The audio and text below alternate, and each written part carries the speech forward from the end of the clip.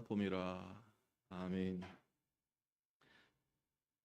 사랑하는 성도 여러분, 하이델베르크 요리문답 소개하는 두 번째 시간입니다. 첫 번째 시간에는 이 요리문답이 종교개혁 유산이다 하는 점을 말씀드렸습니다. 종교개혁자들은 당시에 그 중세 로마 교회의 잘못된 가르침에 대해서 바른 신앙 고백을 정리할 필요가 있었습니다. 제일 중요한 문제였지요. 그래서 개혁자들은 성경 말씀에 근거해서 신앙을 체계적으로 정리할 뿐만이 아니라 또 정리한 내용을 또 교인들에게 효과적으로 가르칠 수 있는 그 방안에 대해서도 동시에 고민을 했습니다. 가정에서 자녀들에게 어떻게 가르칠 것인가, 또 교회에서 새신자들에게 어떻게 가르칠 것인가, 효과적으로 가르치기 위한 고민을 하고 나온 답이 요리문답입니다. 질문하고 답하는 방식으로 가르침 방식을 고안했는데 이게 바로 요리문답입니다. 그래서 이 요리문답은 유아 세례 받은 자녀들 또 교회에 처음 오시는 새신자들을 양육하는 그 용도로 사용되었을 뿐만이 아니라 또 기존 신자들을 향해서도 신앙 재교육을 하는 교재로 사용이 되었습니다. 그래서 이 개혁파 교회는 종교개혁 초창기부터 이 오후 예배 시간에 요리문답을 사용해서 설교를 하는 이 전통이 일찍부터 정착이 되었습니다. 대표적인 예가 하이델베르크 요리문답이지 않습니까? 전체 구성이 52주로 되어 있고 52주로 구성한 의도가 1년 52주 동안에 성경 교리 전체를 두루 살필 수 있도록 작성을 한 것이다 말씀을 드렸습니다. 이 종교개혁 과정을 통해서 자국어로 번역하는 성경 번역 작업이 진행이 되었었고 또 하나가 바로 요리문답을 작성하는 일이었습니다.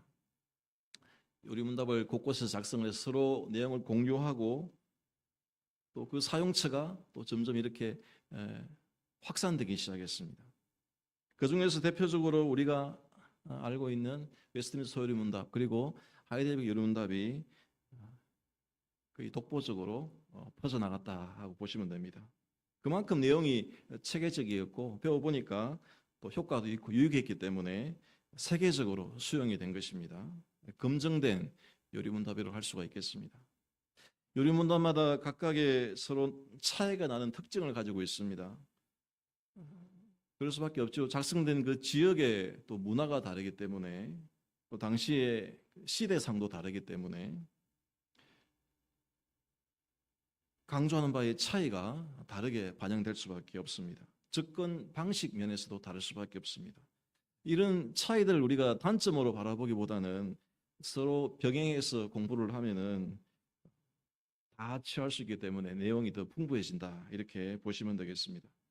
웨스트민스터 소요리문답이 지적이고 좀 논리적인 방식으로 내용을 풀어간다면은 이 하이델베르크 요리문답은 목회적이고 또 감성적인 접근을 한다고 했습니다. 그 차이를 제1문답에서 볼 수가 있었습니다. 하이델베르크 요리문답은 위로가 무엇입니까? 이렇게 질문을 하고 웨스트민스터 요리문답은 목적이 무엇입니까? 이 첫 질문에서 두 요리문답의 차이를 볼 수가 있습니다. 오늘은 이 하이델베르크 요리문답이 던지고 있는 위로의 메시지 전체를 관통하고 있는 위로의 메시지에 대해서 조금 더 그 작성 배경을 통해서 살펴보고자 합니다. 지난주에도 말씀드렸는데 하이델베르크 요리문답 작성에 3명의 사람 3P로 표현되는 3명의 직군이 크게 기여했다고 했습니다.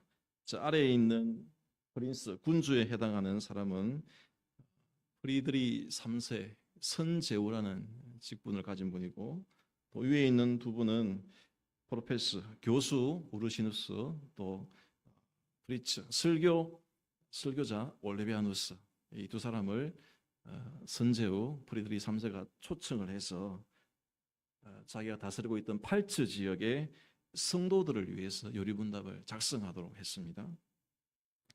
이 프리드리 3세가 다스리고 있던 그 팔츠, 독일의 팔츠 연방 지역에 선제우 그 왕궁이 있었는데 그 도시, 왕궁이 있던 그 도시가 바로 이 하이델베르크입니다. 그림을 한번 참조해 보겠습니다. 예. 여러분 하이델베르크 혹시 가시면은 볼 것이 뭐 많이 있는데 우리 신앙 고백 관련해서는 이 두 곳은 가봐야 안 되겠습니까? 요리문답 관련해서 성령교회, 독일어로 하일리 가이스트 키르헤라고 되어 있는데 바로 이 책, 여러분 이 책 한번 유심히 보시기 바랍니다. 이 책에 있는 사진이 성령교회, 저 사진을 흑백으로 지금 여기 인쇄되어 있는 겁니다. 저 교회에서 바로 우르시누스와 올레비아누스가 요리문답을 작성하고 또 설교를 했습니다. 그리고 저 아래에 있는 저 건물이 이 프리드리 3세가 머물렀던 선제후 궁전입니다.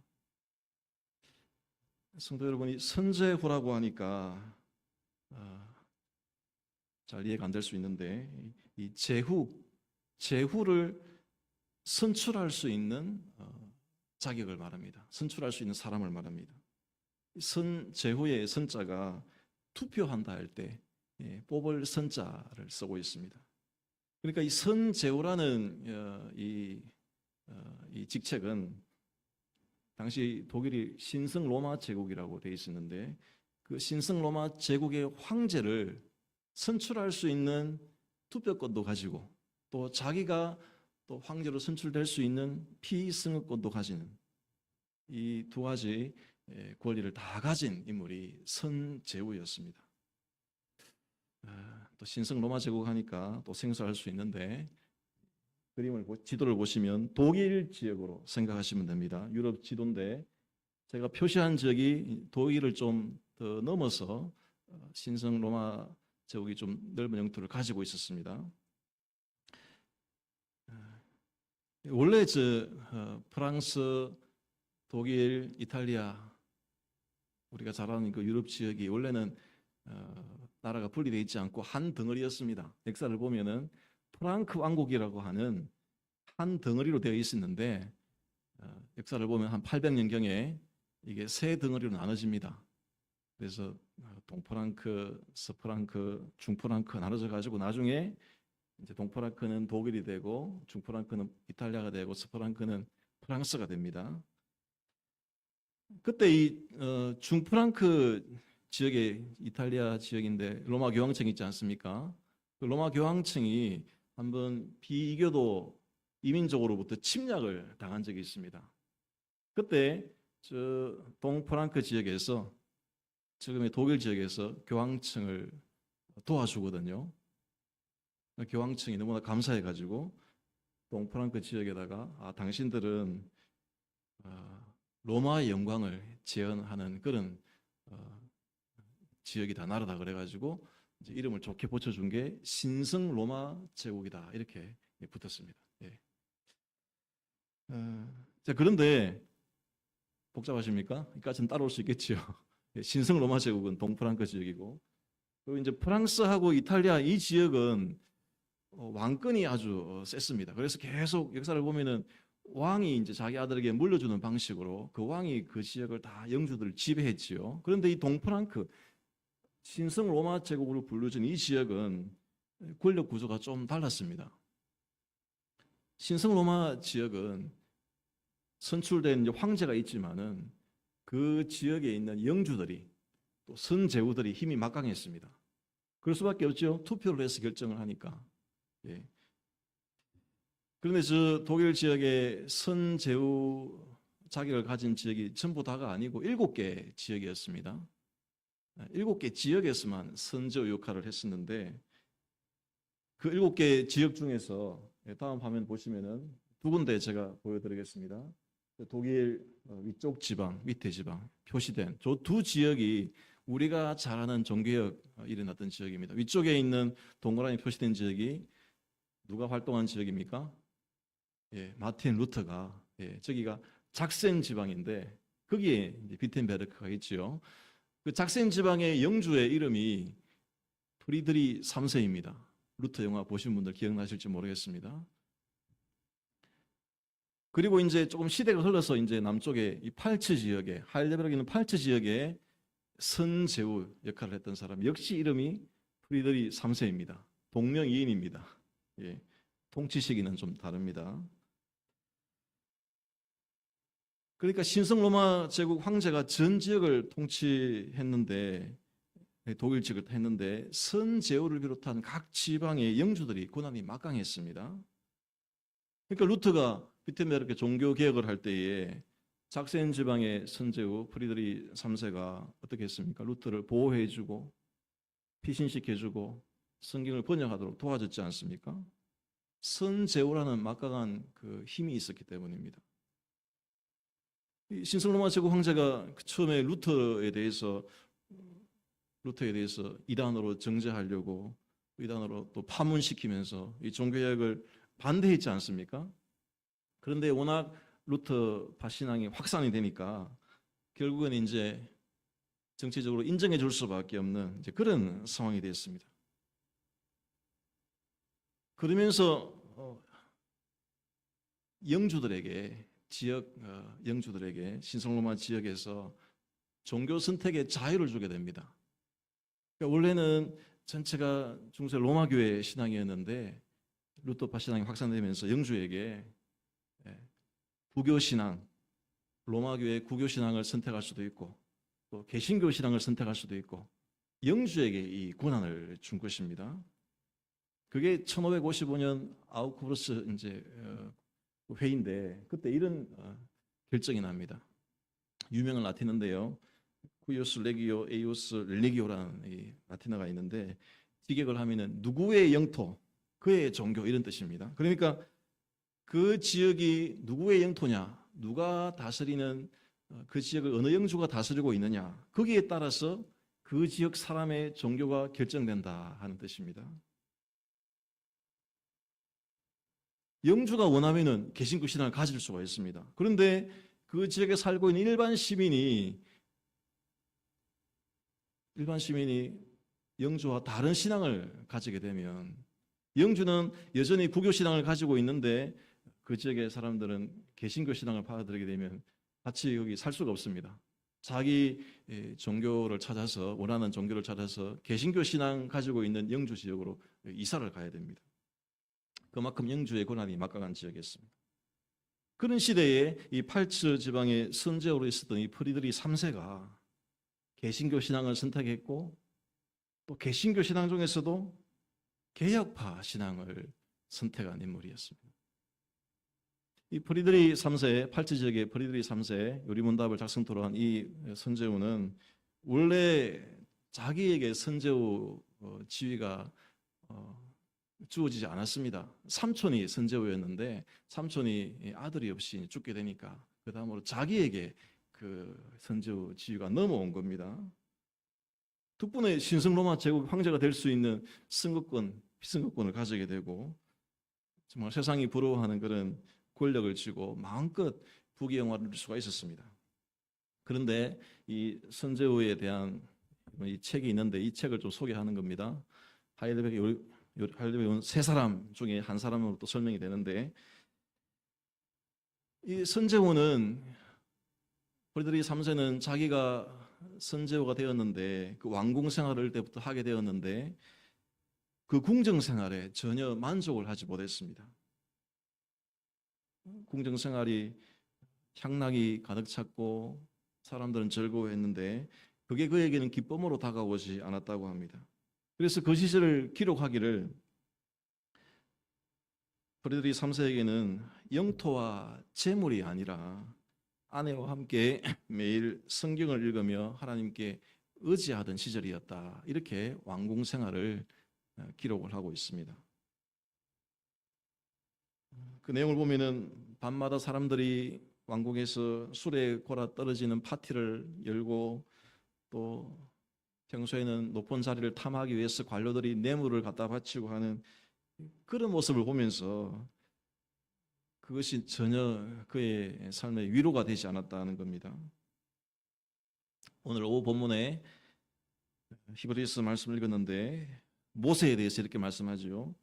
모세가 바로의 공주의 아들이라 칭함을 거절했다고 합니다.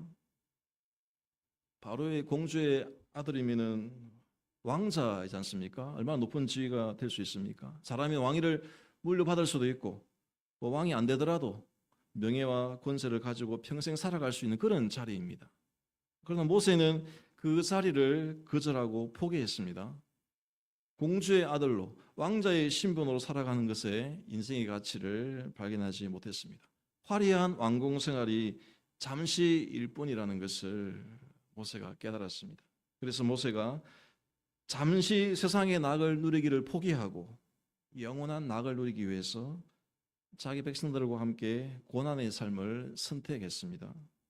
25절에 보시면 도리어 하나님의 백성과 함께 하는 것이 잠시 죄악의 낙을 누리는 것보다 더 모세가 좋아했다고 합니다.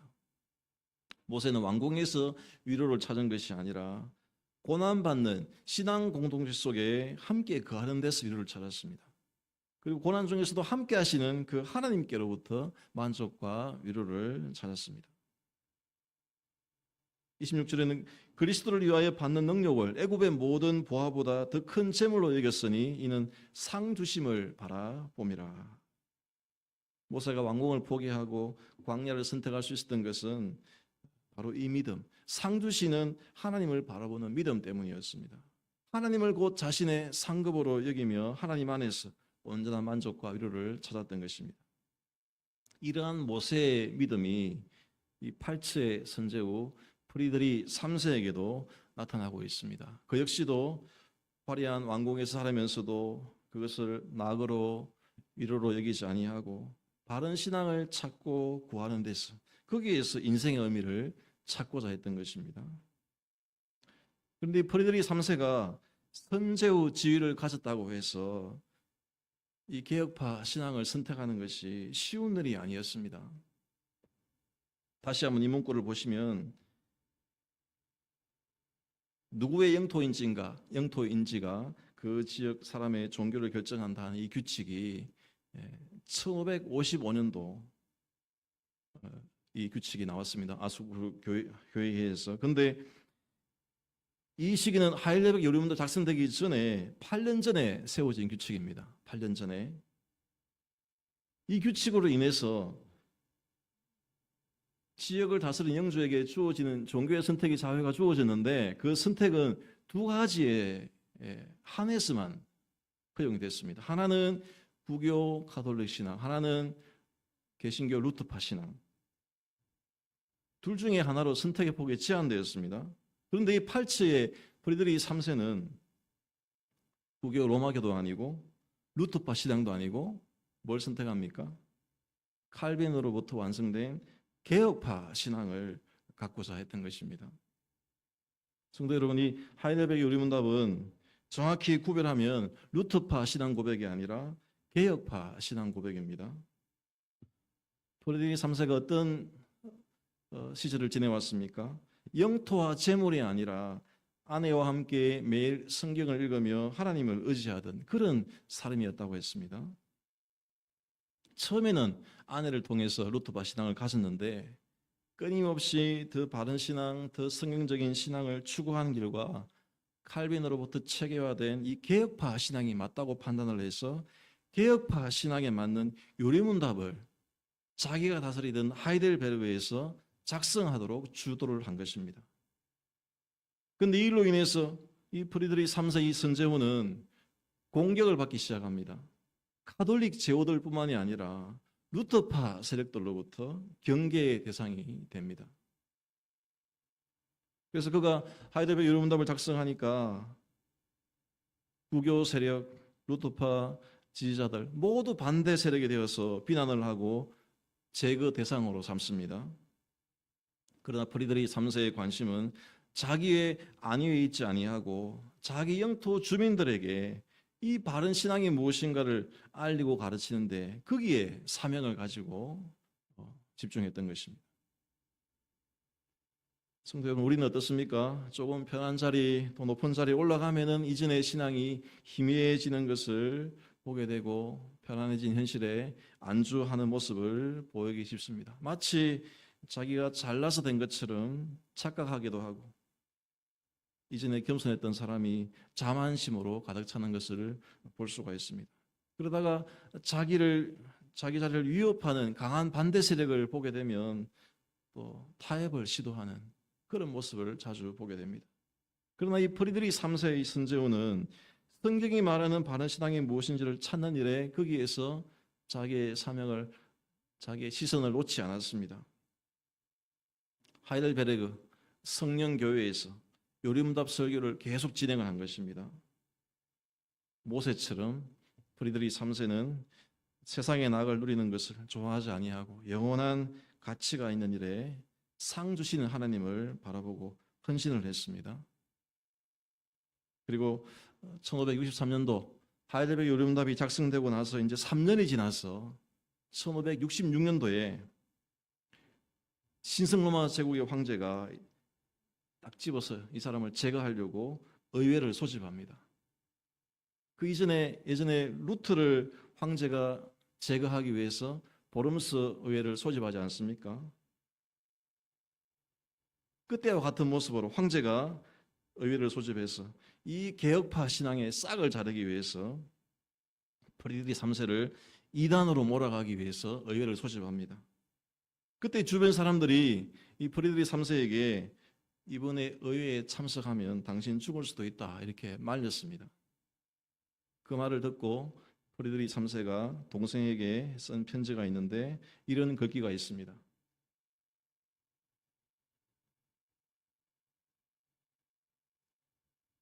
예, 의회에 나에게 닥쳐올 위험이 도사리고 있을지 모른다. 그러나 나는 하늘에 계신 아버지 하나님 안에서 위로와 소망을 발견하며 그분을 신뢰한다고 했습니다. 이 편지 속에 분명히 위로라는 단어가 나오지 않습니까? 자기를 이단으로 몰려하고 제거하려고 하는 그 대적들 앞에서 그는 위로의 하나님, 피난처가 되시고 요새가 되시는 그 하나님을 프리드리는 붙잡았습니다. 그리고 또 이렇게 글을 이어나갑니다. 제가 읽어보겠습니다. 나는 나를 복음의 지식이 이르게 하신 하나님께서 여전히 통치하신다는 것을 믿으며 설사 나의 피로써 값을 치른다 할지라도 나는 순교를 이 세상에서와 영원한 세상에서도 다 감사드리지 못할 명예로 여길 것이다. 이 세상, 영원한 세상을 언급합니다. 요리문답 1문답에 나오는 살았으나 죽었으나 이 표현이 여기에 나오고 있습니다. 요리문답을 자기의 현재 상황에 적용하면서 그것을 확신하는 행동으로 표출하고 있습니다. 그가 이런 확신으로 황제 앞에 섰을 때에 가감없이 자신의 신앙을 피력할 수가 있었습니다. 여기 옆에 있는 이 그림이 프리드리 3세가 신성로마 제국 황제 앞에서 자기의 신앙을 당당히 변증하는 그 모습으로 그린 모습입니다. 그 결과로 하나님이 놀라운 방식으로 역사하셔서 그를 제거하려고 했던 이 로마 황제가, 신성로마 제국 황제가 오히려 프리드리의 그 믿음과 확신에 감동하는 일이 생깁니다. 현장에 있던 사람들이 그의 신앙과 용기에 감동을 받아서 그날을 계기로 프리드리에게 별명을 붙이는데 경건한 자 프리드리히라고 이때부터 불리게 됩니다. 프리드리히를 이단으로 몰려고 했던 그 회의였는데 오히려 반대로 그의 신앙을 인정해주는 현장으로 변화가 되고 말았던 것입니다. 이 프리드리히 선제후는 자기의 생을 마감하는 날에도 위로의 하나님을 찾았습니다. 죽음을 앞두고 잠들기 전에 그가 시편 31편을 읽어달라고 부탁했다고 합니다. 이렇게 31편 시작합니다. 주는 나의 반석과 산성이시니 그러므로 주의 이름을 생각하셔서 나를 인도하시고 지도하소서. 그들이 나를 위하여 비밀이 친 그물에서 빼내소서. 주는 나의 산성이시니이다. 우리 31편 13절부터 같이 읽어보겠습니다. 시작. 내가 무리의 비방을 들었으므로 사망이 두려움으로 감싸였나이다. 그들이 나를 치려고 함께 의논할 때에 내 생명을 빼앗기로 꾀하였나이다. 여호와여 그러하여도 나는 주께 의지하고 말하기를 주는 내 하나님이시라 하였나이다. 아멘. 세상의 낙을 누리는데 안주하기보다 이 참된 위로, 영원한 위로를 구하며 살다가 마지막 순간에서도 하나님의 위로를 말씀에서 찾는 생을 마감했던 프리드리히였습니다. 그래서 이후에 그의 죽음에 대해서 빌헬름 백작이 이렇게 평가를 내립니다. 그리스도의 가엾은 교회는, 당시 핍박을 받았지 않습니까? 그리스도의 가엾은 교회는 적들의 잔인한 분노를 막아주던 강력한 요새와 보호자를 잃은 슬픔의 눈물을 흘린다 하면서 프리드리히의 죽음을 애도했습니다. 사진이 다시 안 나오네요. 예, 여러분 천국에 가시면은 이 프리드리히 만나보실 거 아닙니까? 예, 얼굴 잘 익히셔서 천국 가셔서 인사하시기 바랍니다. 덕분에 요리분답 잘 배웠다고 그때 인사하시기 바랍니다. 하나님의 위로 속에 살다간 그의 삶이 이 개혁신앙이 공격을 받고 핍박을 받던 그 시절에 교회를 보호하고 막아주던 든든한 요새가 되었습니다. 이 프리드리히는 이 교회와 성도를 위한 정말 위로자 역할을 했다, 그렇게 평가를 받고 있는 것입니다. 성도 여러분, 우리가 하나님께로부터 위로를 받아야 될 목적이 여기에 있습니다. 그리스도 안에서 우리가 참된 위로가 무엇인지를 먼저 경험을 해야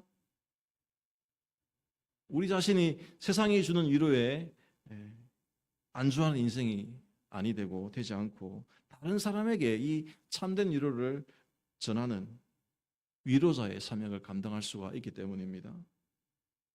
성도 여러분, 살아서나 죽어서나 예수 그리스도 안에서 위로를 구하는 성도들 되셔서 이 참되고 유일하신 위로 되시는 예수님을 증거하는 세상의 위로자가 되시기를 간절히 바랍니다.